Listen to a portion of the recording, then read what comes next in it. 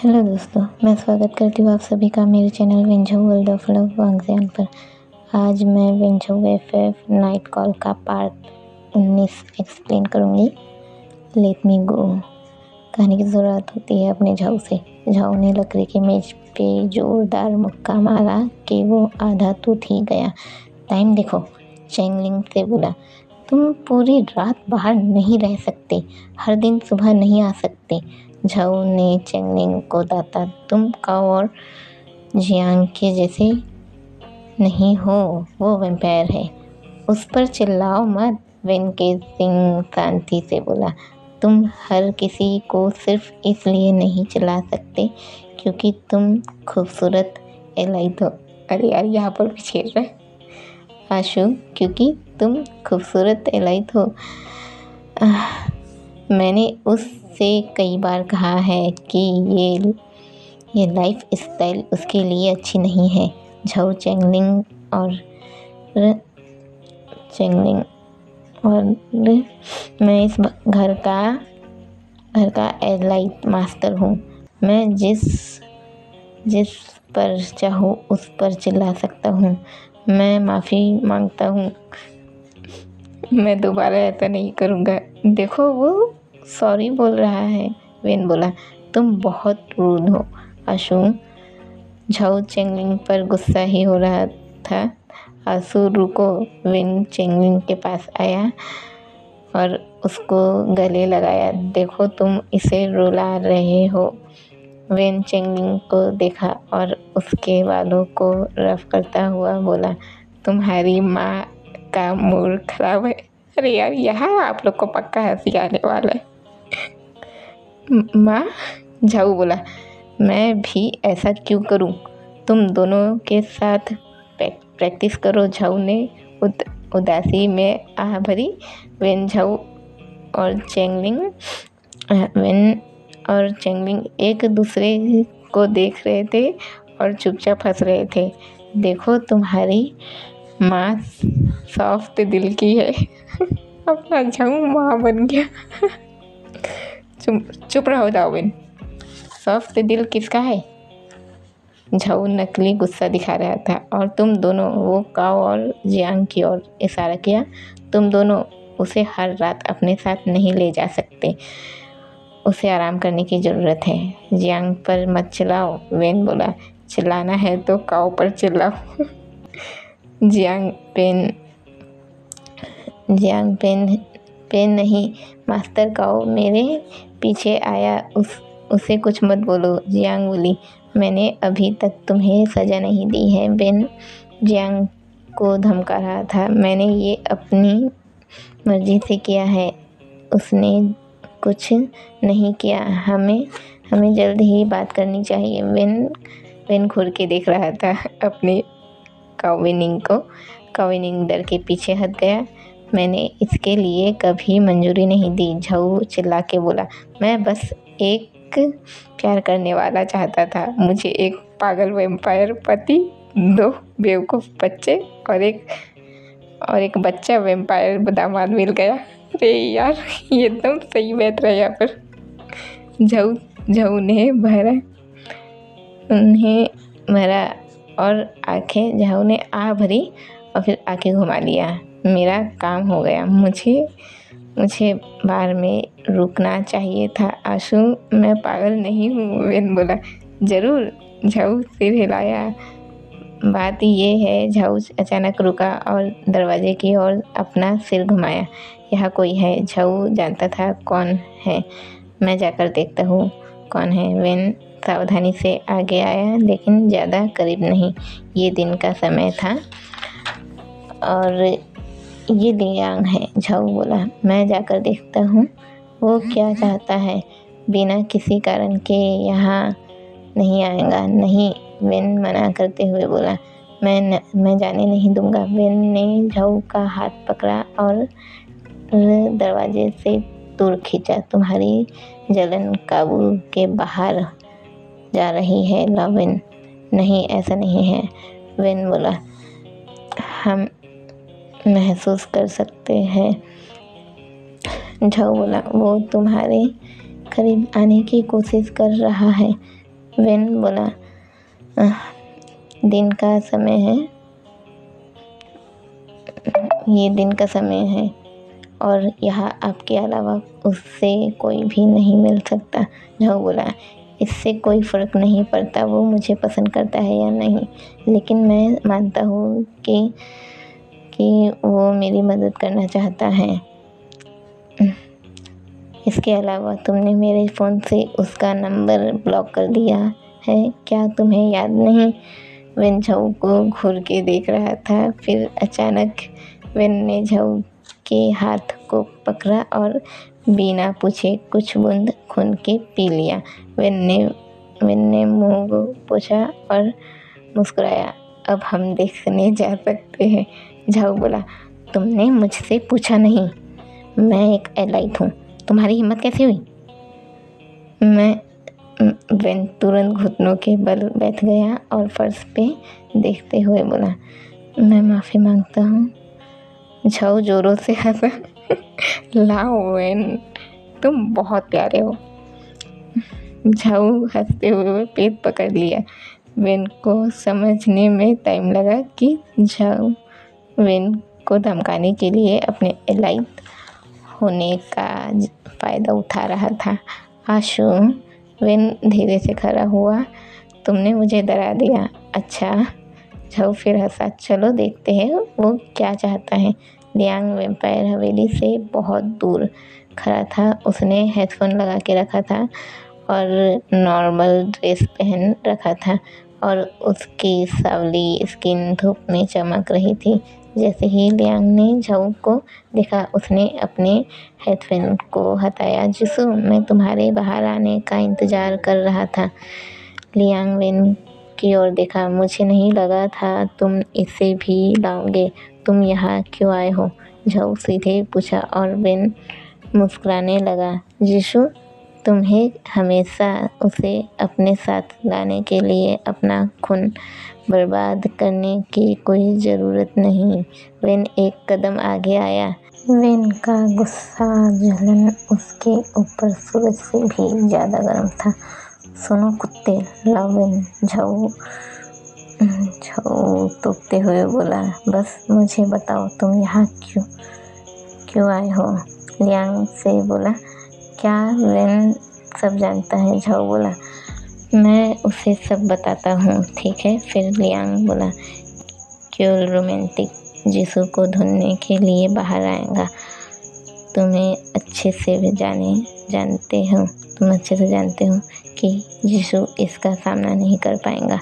Liang ये when से बोल रहा था, मुझे जिसने बनाया वो उसका शिकार करेगा। तुम्हें बनाने वाला एलाइट ये बाई है।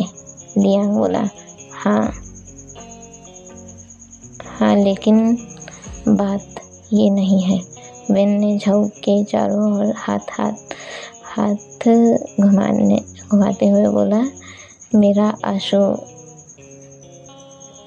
इस आसान चालों में नहीं आएगा, खासकर कोई रोमांटिक के लिए नहीं। क्या तुम्हें इतना यकीन है? लियांग हंसा। तुम्हें देखना चाहिए था कि कैसे तुम्हारे आंसू ने पिछले दिन कोई रोमांटिक के खून के लिए कैसे बेताबी से पूछा और तरस गया। लियांग, झाऊ चिल्लाया। वेन गुस्से में घबराहट से सांस ले रहा था। कुत्ते, मैं जिसू को चेतावनी देने आया था। तुम क्या सोचते हो, इससे मुझे कोई फ़र्क नहीं पड़ता। लियांग वेन से बोला, मैं उसे मार डालूंगा। वेन जलन बर्दाश्त नहीं कर पा रहा था। मैं उसे खो दूंगा। वेन हाँफने लगा। ला वेन, झाऊ धीरे से वेन को बुलाया। क्या कोई तरीका है जिससे तुम अपने बनाने वाले को बुला पाओ?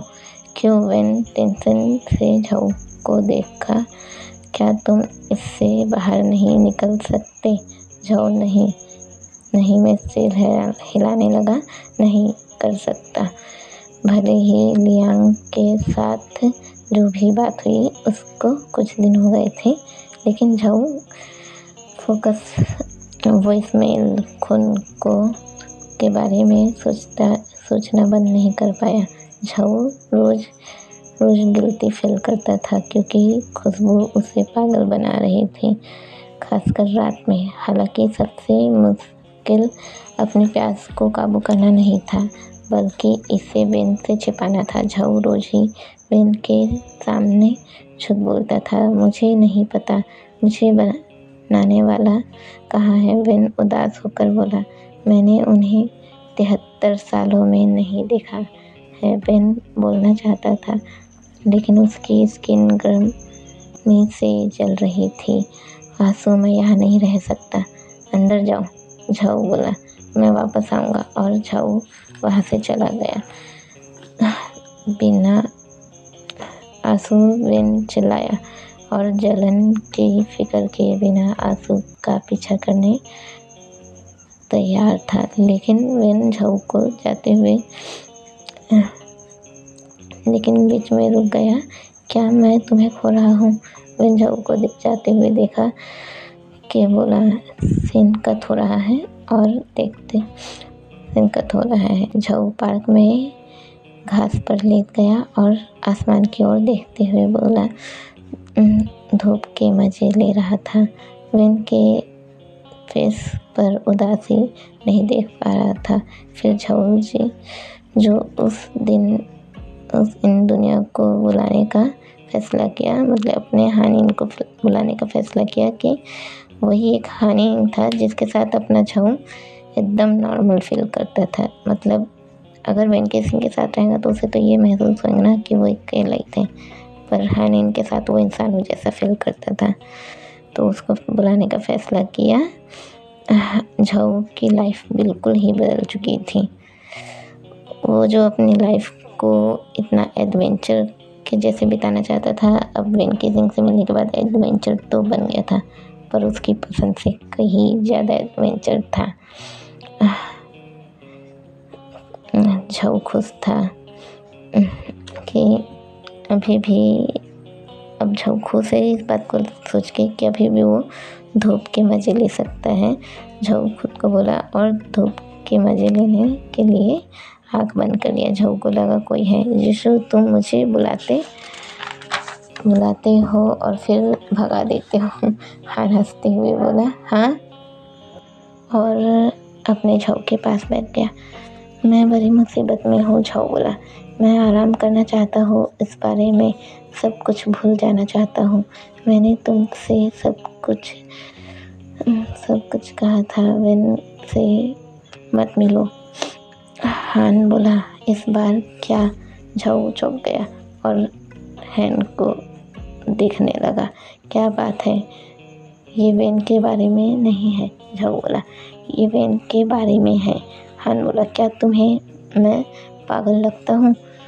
तुमने मुझसे छुपाया। लियांग अच्छा है। जब मैंने उससे कालीन पर पड़े खून के बारे में पूछा तो उसने मुझे सब कुछ बताया।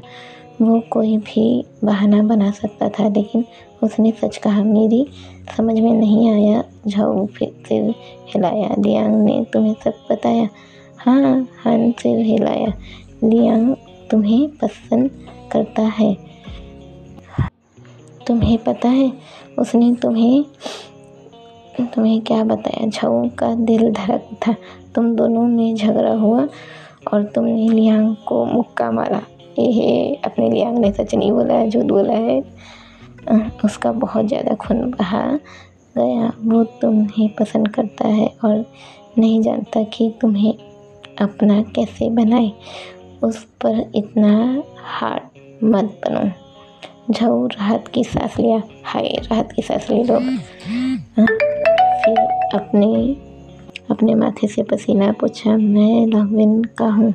झऊ को अचानक दिल में दर्द महसूस हुआ। ब्लडबोन, वो पागल हो रहा है, झऊ बोला। क्यों? हान बोला। वैसे अच्छे लोग अजीब रंग, लेकिन वो तुम पर शोध करते हैं। हान झाऊ को देखते हुए बोला। फिर अपने झाऊ ने उठा और अपने कपड़े को साफ़ किया, जो घास वास लग गए थे, साफ़ किया और बोला बाद में मिलते हैं, लेकिन मैं अभी आया हूँ। जब झाऊ वापस जाने का सोचा तब तक शाम हो चुकी थी। झाऊ ने दोपहर का समय शहर में घूमते हुए अपना मन शांत करने की कोशिश में झाऊ अपना पूरा मन शांत करना चाहता था, तो वो पूरा शांति के लिए अपना पूरा दोपहर का समय बिता दिया था शहर में घूमते हुए ही। अपना मन शांत करने की कोशिश कर रहा था, फिर से पेन का सामना नहीं करना चाहता था। अपना झाऊ फिर से हवेली जाके वेन का सामना नहीं करना चाहता था। अपने झाऊ को वेन का पहले ही बहुत सा मैसेज और फ़ोन आ चुका था। वेन झाऊ को फ़ोन करके मैसेज करके भीख मांग रहा था और बोल रहा था, मैं भीख मांगता हूँ, वापस आ जाओ। अपने झाऊ को वेन के दिल का दर्द महसूस हो रहा था, जो वेन हर एक मैसेज के साथ भेजते हुए महसूस कर रहा था। झाऊ खाली रोड पर चल रहा था, तभी वो रुका। एक खुशबू उसके पास से उड़ गई। झाऊ के दांत बाहर आए, गोल्डन आंखें स्कैन कर रही थी, कोई नहीं मिला। खुशबू लेकिन पहले से बहुत ज़्यादा थी। झाऊ खुद पर काबू नहीं कर पा रहा था। तुम कौन हो? झाऊ चिल्लाया। वो खुशबू झाऊ के चारों ओर थी। हेलो, ये कोई नहीं। वो खुशबू अब झाऊ को और भी बेताब कर रही थी। झाऊ चारों ओर देखा, कोई नहीं था। खुशबू और भी तेज थी। झाऊ पागल हो रहा था। झाऊ उसे आवाज़ के पीछे के चेहरे का पकड़ना चाहता था। मैं तुम्हें खोज रहा था। वो आवाज़ बोली, मैं तुम्हें खोज रहा था। आवाज़ बोली, तुम जो भी हो, मुझे कोई फ़र्क नहीं पड़ता। मुझे अपना खून दो पीने के लिए, मैं कुछ भी करूँगा। झाऊ हैरान था, ये क्या बोल रहा हूँ? आशु। अचानक एक हाथ ने झाऊ का हाथ पकड़ा। फोकस। वेन ने झाऊ को खोज लिया था।